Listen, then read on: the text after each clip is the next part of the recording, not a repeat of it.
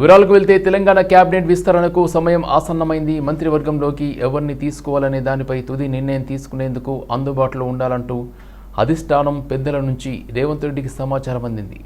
ఢిల్లీ పర్యటనలో ఉన్న రేవంత్ హైదరాబాద్ తిరిగి చేరుకోవాల్సి ఉండగా అధిష్టానం సూచన మేరకు హస్తినాలోనే ఉండిపోయారు.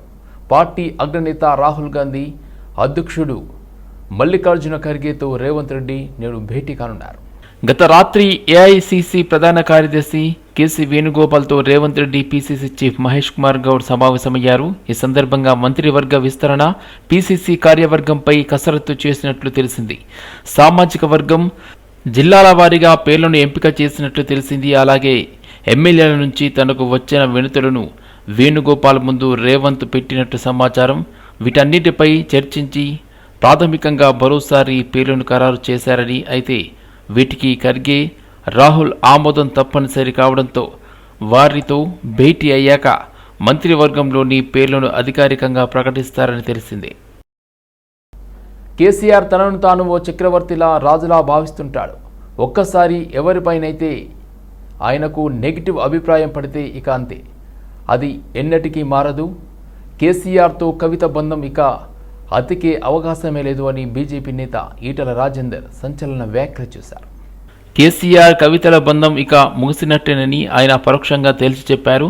కేసీఆర్కు ఎదురు చెప్పేవారు ఆ తర్వాత ఆయన దరిదాపుల్లోకి కూడా వెళ్లలేరని వివరించారు.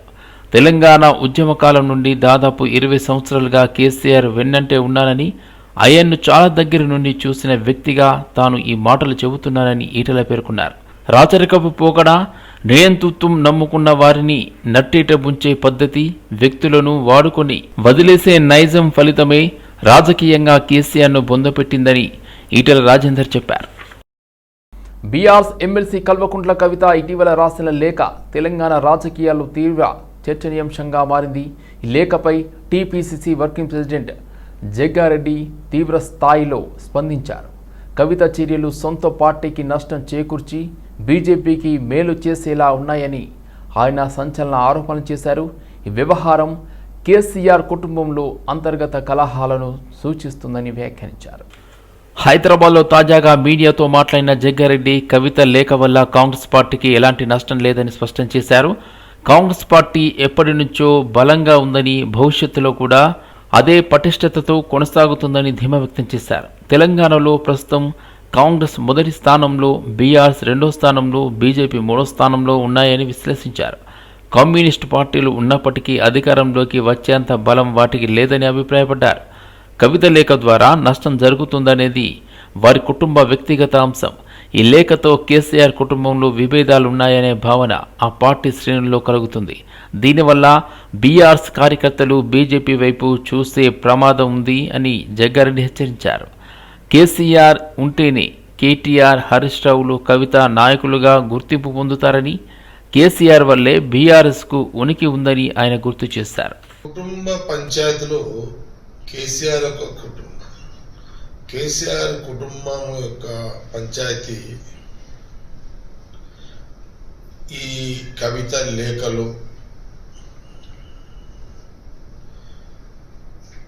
ఇది ఆ కుటుంబానికి రాజకీయంగా నష్టం చేకూరుతుంది అనేది వాళ్ళ వ్యక్తిగత విషయం. అది వాళ్ళ పార్టీని వాళ్ళు చంపుకోవడము, బతికించుకోవడమా అనేది వాళ్ళ వ్యక్తిగత అంశం. అది కానీ వీరి యొక్క కవిత లేఖలు, కవిత యొక్క రాజకీయ పనితీరు వల్ల ఈ కుటుంబంలో తగాదాలు మొదలైనట్టున్నాయి అని బీఆర్ఎస్కు ఉన్న ఓటు బ్యాంకు, బీఆర్ఎస్ ఉన్న కార్యకర్తలు వాళ్ళు కొంత డిసప్పాయింట్ అయ్యి వాళ్ళు బీజేపీకి పోయే అవకాశాలు ఎక్కువ ఉన్నాయి. తండ్రి గురించి పూర్తి అవగాహన కూతురుకు లేకపోవడం దురదృష్టకరం. రాజకీయంగా అవగాహన లేకపోవడం దురదృష్టకరం. ఎవరు ఒప్పుకున్నా ఎవరు ఒప్పుకోకపోయినా కేసీఆర్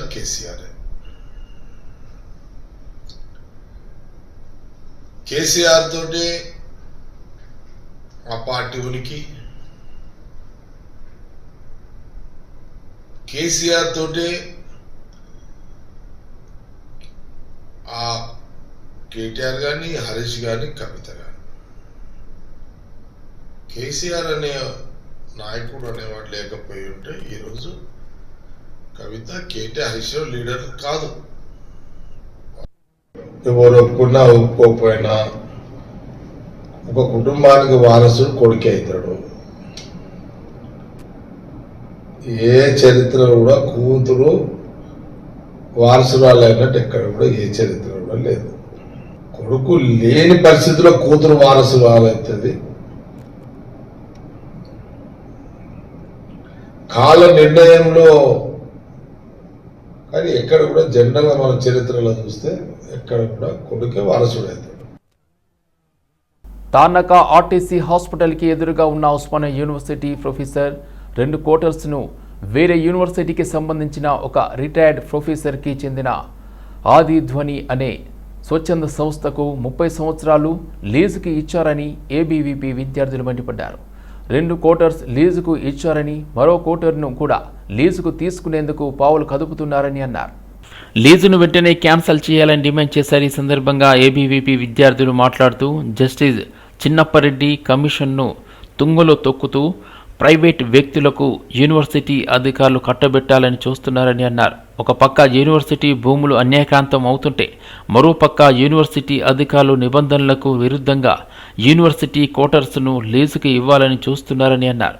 గతంలో యూనివర్సిటీకి సంబంధం లేని వ్యక్తి మాజీ ముఖ్యమంత్రి వైఎస్ రాజశేఖర్ రెడ్డి అల్లుడు క్రిస్టోఫర్కి ఓయూ క్వార్టర్స్ కేటాయిస్తే తరిమి కొట్టిన వైనాన్ని మర్చిపోవద్దన్నారు. క్వార్టర్స్లో ఉండే ప్రొఫెసర్స్కు నెలకు రెంటు 40,000 కట్ చేసి బయటి వ్యక్తులకు మాత్రం కేవలం 1,000 రూపాయలకే లీజుకు ఇవ్వడం వెనుక ఉన్న ఆంతర్యం ఏమిటో యూనివర్సిటీ అధికారులు చెప్పాలన్నారు. కాంగ్రెస్ ప్రభుత్వం నుండి పర్మిషన్ తెచ్చుకొని యూనివర్సిటీ అధికారులతోటి కొంతమందిని ఒప్పించి ఈరోజు సంస్థకు కేవలము ఒక ప్రొఫెసర్కు 20,000 నుంచి 40,000 తీసుకున్నటువంటి ప్రొఫెసర్కు, కానీ అది దాని పేరుకు కేవలం 2-3 క్వార్టర్స్ కలిపి ఒక 1,000 రూపాయలు కడితే సరిపోద్దని ఇవ్వడం అనేది సిగ్గుచేటు. ఇప్పటికైనా ఓయూ అధికారులు వెంటనే దీన్ని రద్దు చేయాలి. ఆదిధ్వనికి ఇచ్చినటువంటి 3 క్వార్టర్స్ను వెంటనే రద్దు చేయాలని ఏబీపీ డిమాండ్ చేస్తుంది. లేని పక్షంలో ఇక్కడ పని మొత్తాన్ని కూడా ఈరోజు మేము ఆపడం జరుగుతుంది. ఇది కేవలము యూనివర్సిటీ అంటే యూనివర్సిటీ విద్యార్థులకు అకాడమిక్ పరంగా హాస్టల్ విషయంలో ఇలాంటి కేటాయించాలే కానీ ప్రైవేట్ సంస్థలకు ఇవ్వద్దని చెన్నప్పారెడ్డి కమిషన్ క్లియర్గా కూడా చెప్పడం జరిగింది. ఈరోజు చెన్నప్ప కమిషన్ కంప్లీట్గా తుంగలో తొక్కుతూ ఈరోజు అది ఓయూ అధికారులు వివరించడం చాలా సిగ్గుచేటు. ఈ ప్రభుత్వం నిర్ణయమైన యూనివర్సిటీ అధికారుల నిర్ణయమైన దీన్ని ఊరుకునే పోలేదు. ఇంచు భూమిని ఓయూలో ఉన్నటువంటి ఓయూ ఇంచు భూమిని కూడా ఎవరికి దారదత్తం చేయడానికి ఓయూ అధికారులకు కానీ ప్రభుత్వానికి లేదని స్పష్టం చేస్తున్నాం. ఇప్పటికైనా ప్రభుత్వాలు కానీ ఓయూ అధికారులు మారి ఈ భూమిని అంతా కూడా ఆక్యుపై చేసుకోవాలి. ఈరోజు 24 గంటల సమయము ఈరోజు ఓయూ అధికారులకు ఇస్తున్నాం. వెంటనే ఈ జీవోను రద్దు చేయకపోతే రానున్న రోజులలో పరోక్షంగా కూడా మీరు చాలా వరకు ఎదుర్కోవాల్సిన పరిస్థితి ఉంటుంది. కాబట్టి వెంటనే 24 గంటల్లో దీన్ని వెనక్కి తీసుకోవాలని ఏబీపీ డిమాండ్ చేస్తుంది. స్వచ్ఛంద సంస్థ పేరుతోటి యూనివర్సిటీకి సంబంధించినటువంటి ఒక రిటైర్డ్ ప్రొఫెసర్కి ఉస్మాన్ యూనివర్సిటీ అధికారులు ఉస్మాన్ యూనివర్సిటీకి సంబంధించినటువంటి ప్రొఫెసర్స్ క్వార్టర్స్ని 2 క్వార్టర్స్ని లీజ్కి ఇవ్వడం జరిగింది. 30 సంవత్సరాలు లీజ్కి ఇవ్వడం జరిగింది. అదే మా యూనివర్సిటీ ప్రొఫెసర్లు ఈ యొక్క క్వార్టర్స్లో ఉంటే వాళ్ళ 40,000 కట్ చేస్తూ వీళ్ళకి కేవలం నెలకు 1,000 రూపాయలకి ఇవ్వడంలో ఆంతర్యం ఏముందని చెప్పేసి మేము అడుగుతూ ఉన్నాం.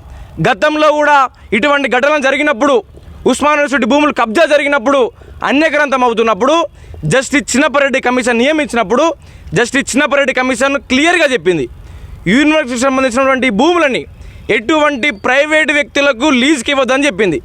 ఆ యొక్క చిన్నప్పరెడ్డి కమిషన్ రిపోర్ట్ని తుంగలో తొక్కుతూ ఈరోజు యూనివర్సిటీ అధికారులు దొడ్డిదారిన ప్రైవేట్ వ్యక్తులకి యూనివర్సిటీ క్వార్టర్స్ని కేటాయించడం వెనుక వాళ్ళకు ముడుపులు ముట్టినాయని చెప్పేసి మా అందరూ కూడా ఈరోజు అనుమానం వ్యక్తం అవుతూ ఉంది. మేము ఒకటే చెప్తా ఉన్నాం, ఉస్మాన్ యూనివర్సిటీ స్థాపించినప్పుడు దాదాపు 2,400 ఎకరాలు ఉండే, ఇప్పుడు కేవలం 1,300 ఎకరాలు పరిమితమైంది. రానున్న రోజుల్లో కొత్త విద్యార్థులకి రాబోయే తరానికి కొత్త కోర్సులు ఇంట్రడ్యూస్ చేయాలన్నా, ల్యాబ్స్ ఎస్టాబ్లిష్ చేయాలన్నా ఎటువంటి ల్యాండ్ మిగలదు. ఇప్పటికే చాలా సంస్థలు ఈరోజు లీజ్ పేరు మీద ఉస్మానియా యూనివర్సిటీకి వచ్చి ఇక్కడ తిష్ట వేసుకొని వాళ్ళు బయటకు వెళ్ళడం లేదు.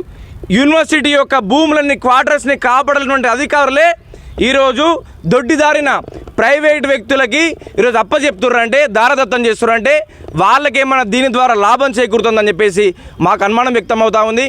హెచ్ఆర్ఏ పేరు మీద 30,000 నుండి 40,000 రూపాయలు నెలకు ఈ యొక్క ప్రొఫెసర్ నుండి కట్టుకోవడం జరుగుతుంది. మేము ఒకటే అడుగుతున్నాం, యూనివర్సిటీలోని భూములు చెన్నాపరెడ్డి కమిషన్ పేరు మీద ఈ యొక్క భూములను కావచ్చు, ఇక్కడ ఉన్న క్వార్టర్స్ను కావచ్చు, ఏ యొక్క ప్రైవేట్ వ్యక్తులకు లీజుకు కావచ్చు, కబ్జాకు కావచ్చు ఇవ్వడానికి ఈ యొక్క యూనివర్సిటీ అధికారులకు కావచ్చు, ఇక్కడ ఉన్న యూనివర్సిటీ యాజమాన్యానికి కావచ్చు ఎవరికి కూడా ఈరోజు హక్కు లేదు. మేము ఒకటే అడుగుతున్నాం, యూనివర్సిటీలో నాణ్యమైన హాస్టల్ వసతులు లేవు, నాణ్యమైన మెస్ వసతులు లేవు. అలాంటి అనేక మంది విద్యార్థులు ఇక్కడ చదువుకోవడానికి వస్తారు.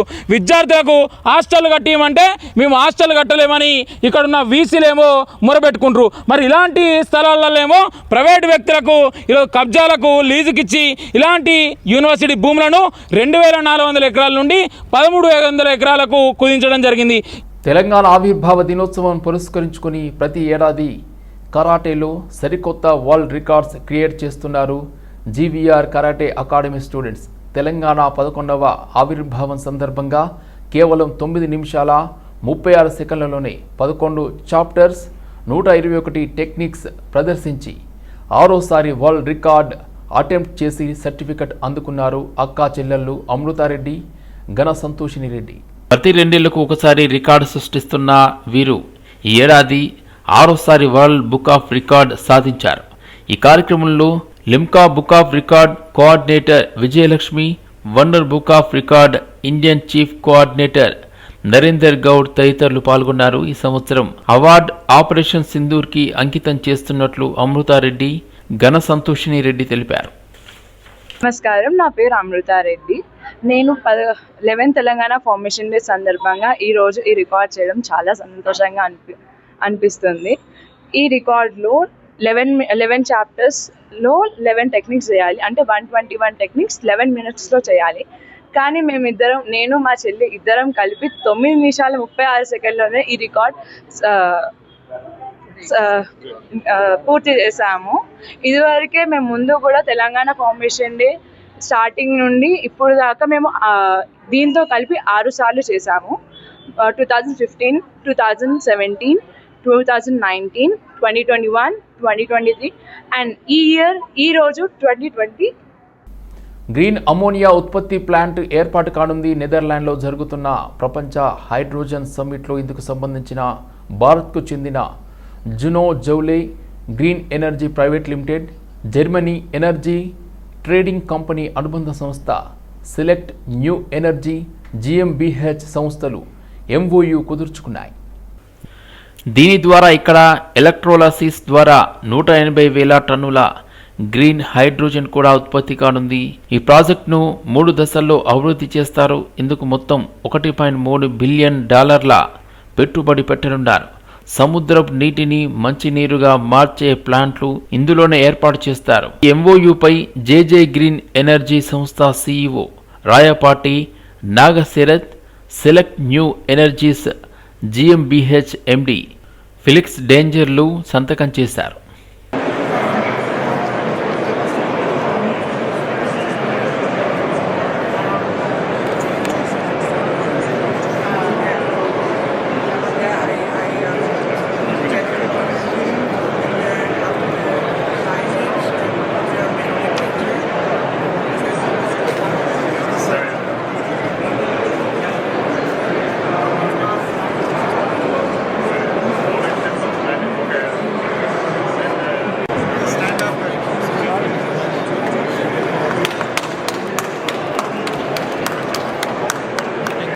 కుకట్పల్లి నియోజకవర్గంలో కళ్యాణ లక్ష్మి షాదీ ముబారక్ ద్వారా మంజూరైన చెక్కులను ఎమ్మెల్యే మాధవరం కృష్ణారావు అధికారులతో కలిసి లబ్ధిదారులకు అందజేశారు.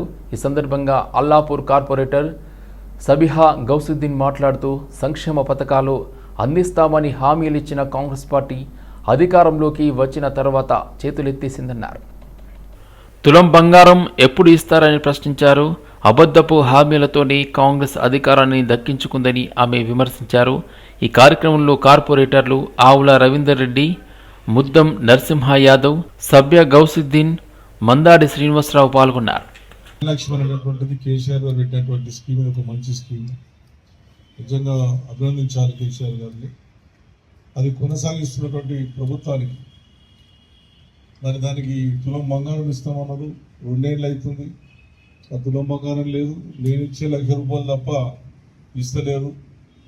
సరే అది ఎప్పుడు ఇస్తారనేది కూడా ప్రతిసారి చెప్తున్నాం. మరి ఎంఆర్ఓ గారు స్పందిస్తారు, ఏం స్పందిస్తున్నారు. మరి నా బంగారం కావాలన్నా వద్దా తల్లి, ఒక్కున్నది ఇవ్వనా వద్దా? ఇప్పుడు సుమారుగా 2 ఏళ్ళు అయింది. ఇవ్వకపోతే ఏమని చెప్పండి, ఇస్తే ఇస్తామని చెప్పండి. మన ఎంఆర్ఓ ఆఫీస్కి అయితేనేమో మనం బంగారం ఇచ్చినట్టే పోస్టర్లకు తెస్తా ఉంటాం. ఓకే, ఇప్పుడు 50 మందికి వచ్చినాయి. ఇక్కడికి 50 మంది ఉన్నారు. शबाना तबस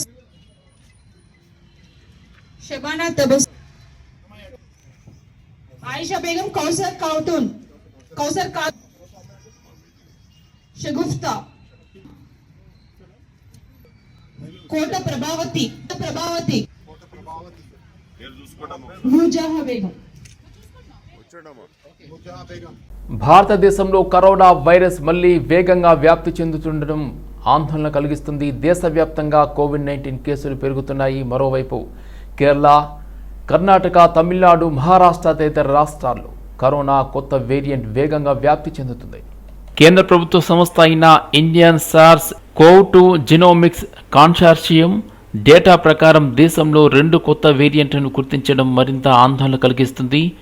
NB1.8.1 LP07 అనే వేరియంట్ను ఇటీవల భారతదేశంలో కనుగొన్నారు. NB1.8.1 కోవిడ్ వైరస్ కేసు 1 ఏప్రిల్లో తమిళనాడులో నమోదైంది. మే నెలలో 4 LF కేసులను గుర్తించారు. ప్రపంచ ఆరోగ్య సంస్థ ఈ 2 సబ్ వేరియంట్లను వేరియంట్స్ అండర్ మానిటరింగ్గా వర్గీకరించింది. చైనా, ఆసియాలో ఇతర ప్రాంతాల్లో కోవిడ్-19 కేసుల పెరుగుదలకు కొత్త వేరియంట్లు కారణమని పేర్కొంటున్నారు. దేశంలో కేరళ రాష్ట్రంలో ఎక్కువ కోవిడ్ కేసులు నమోదయ్యాయి. మే నెలలో 278 కోవిడ్ కేసులు వచ్చాయి. తమిళనాడు, మహారాష్ట్రలో కూడా కేసులు పెరుగుతున్నాయి. బెంగళూరులో కోవిడ్ సంబంధిత మరణం మొదలైంది. కోవిడ్తో సహా ఇతర అనారోగ్య సమస్యలతో 84 ఏళ్ల వృద్ధుడు మృతి చెందాడు. బెంగళూరులో 9 నెలల శిశువుకు కోవిడ్ పాజిటివ్ అని తేలింది. మహారాష్ట్రలో శనివారం 47 కొత్త కేసులు, ఆదివారం 45 కొత్త కేసులు నమోదయ్యాయి. దీంతో రాష్ట్రంలో కోవిడ్ యాక్టివ్ కేసుల సంఖ్య 209కి చేరింది. రాష్ట్రంలో 4వ కోవిడ్-19 మరణం మొదలైంది. డయాబెటిక్ కిటో యాసిడోసిస్తో 21 సంవత్సరాల వ్యక్తి తానేలో మరణించాడు. Kukatpally, KPHP colony, JNTU, Moosapet, Balanagar పరిసర ప్రాంతాల్లో వర్షం కురిసింది. గత 3 రోజులుగా వాతావరణం మారుతూ ఎప్పుడు పడితే అప్పుడు కురుస్తున్న వర్షం అకస్మాత్తుగా వర్షం కురుస్తుండటంతో పరుగులు తీస్తున్నారు ప్రజలు. మెట్రో స్టేషన్ల వద్ద వాహనాలు నిలబడంతో పలు చోట్ల నెమ్మదిగా ట్రాఫిక్ సాగుతుంది.